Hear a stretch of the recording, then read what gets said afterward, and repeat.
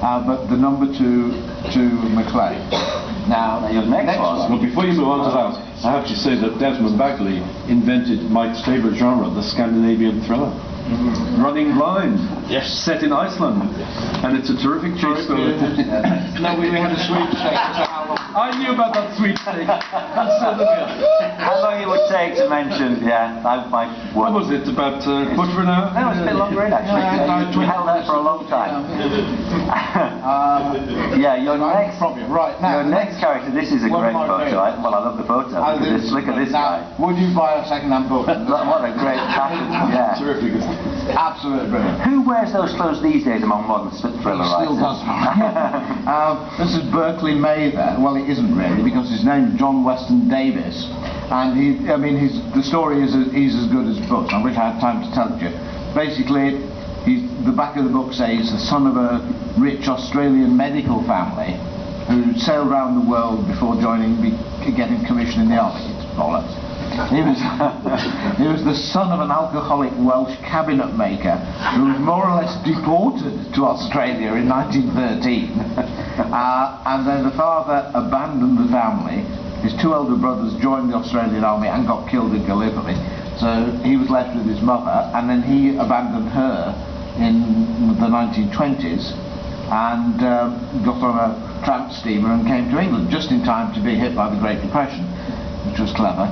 And having failed to do anything else, he joined the Indian Army, or he joined the Royal Artillery, and got posted to India.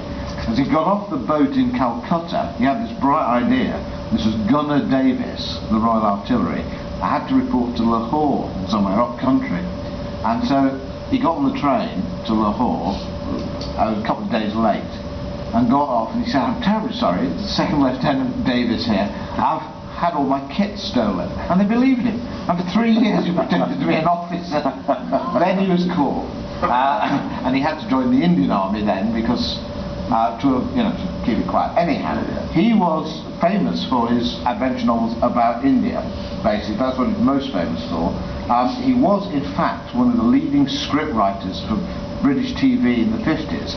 It was said that he and Ted Willis, between them, wrote 80% of the drama on television, essentially BBC, but on British television, between 1950 and 1958. He wrote for things like The Avengers, an American series called I Spy, and he was quite prolific. He didn't write a novel until 1959. He just got round to it. Eventually got round to writing a novel. It was a very good one. And his second one, this was the hit. That was his big one. And on the strength of that, rave reviewed by Ian Fleming in the Times, and Fleming then hired him to work on the script for Dr. No, to put in some humour, some lightness. And I've seen actually the receipt he got, because he was offered 1% of the or 2% of the profits, or 3,000 quid, and he took the cash. So he wasn't a clever businessman, but I just think, based on that photograph, I'd love to have... I like the fact that you wrote the gags for Dr. No, because if you look at Hitchcock's film Saboteur, on the screenplay it says additional writing Dorothy Parker, and they are absolutely clear which are the Dorothy Parker lines. And also in Lifeboat, I think. Lifeboat, right, that's just an aside, Peter. Next. This man is Lionel Davidson. Oh. And again, somebody who, I don't know why I liked him, because he only wrote 8 novels, and he won 3 gold daggers. That's why I don't like him. But he was exceptionally nice bloke, sadly dead, and his first novel was a spy spoof thing, a bit like the John Garvey, except cleverer, better written. But the one I want to particularly highlight, 1962, was The Rose of Tibet, which he actually didn't like. He thought it was not a good piece of work. But it was brilliantly written by someone who'd been no nearer to Tibet than Italy, and had no intention of going either. But when it came out, the thing that saddled him rather was Graham Greene said, "At last we have somebody who can write like Rider Haggard and makes you wonder whatever happened to the adventure thriller." And so he was saddled with that. But fascinating title, versatile writer who sadly slipping from memory. Absolutely. Right, moving on swiftly.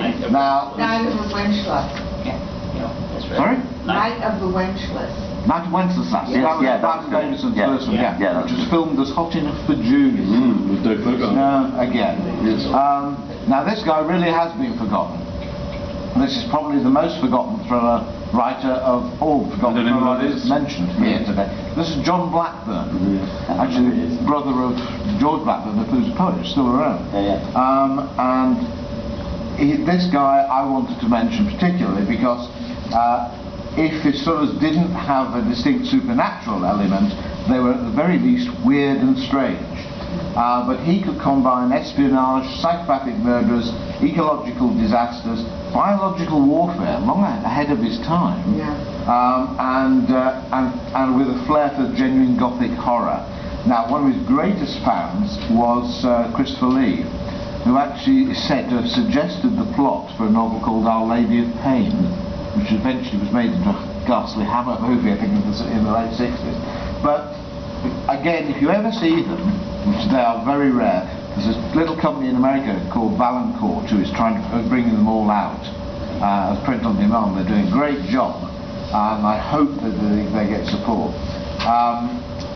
If you like, he's the literary bridge, this mixture with horror, of like between Dennis Wheatley and James Herbert, the horror writer in this country. And if you stretch it up to the 21st century or late 20th century, there are definite traces of him in the work of John Connolly, though I don't think John has ever heard of it. So those are my Ring of Roses, which is superb, and unfortunately our picture doesn't do it justice. But that's a rat carrying bubonic plague in East Germany with spies and everything. It's a mashup, as the young people would say today. Right, thank you. So we're now on to we're now back to Barry and the other majors. We're dealing with the other majors. Okay. You ready? I'm ready. You know there is the man. What did that man do for the thriller? Eric Ambler. Eric Ambler is the first major writer after, well, you could say in a way, Graham Greene and John le Carré are the heirs apparent of him.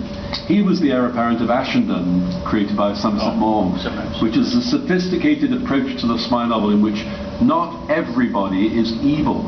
So in previous spy writers, the Germans are presented like the English are presented in Mel Gibson movies, just, barely functioning psychopaths. He has sympathetic communists in his books. He shows the spy world and the espionage world as being utterly morally ambiguous from almost every angle, which had not been done before. And of course he's left-wing. The books come, the first major thriller writer to come from a left-wing perspective, which he has an ordinary man at the centre of his books. One of his heroes, the best known possibly, is Arthur Abdel Simpson in The Light of Day, which might be The Light of Day, which was filmed not very well as Top Carpy, but some people seem to like it. Peter Ustinov as Arthur Abdel Simpson. He then kills him off a little later in another book. But he's a wonderfully morally ambiguous hero. The book, of course, which Eric Ambler is best known for is, anybody? You got the American title, but well done. The Mask of Demetrius. And that is a remarkable book. It's kind of like the Citizen Kane of thrillers, because you're presented with a man who appears to be dead. What a surprise that Demetrius wasn't dead. Was anybody who ever read The Mask of Demetrius didn't think, this guy is going to turn up at some point. Greatly influential, and Graham Greene, of course, when he wrote The Third Man, Harry Lime is dead at the beginning. No, he isn't. And it's a kind of an investigation, bit by bit, and you're given this fragmentary picture of this monstrous character, Demetrios. That's possibly the one to go for. The Light of Day I'd recommend as well. And they're all good. I think the earlier ones are brilliant. And at this point we have to ask what you published of him. Nothing. Nothing at all? No, couldn't get the rights. Now the next lot, we're back to you, and unfortunately I put these in the wrong. Okay, well,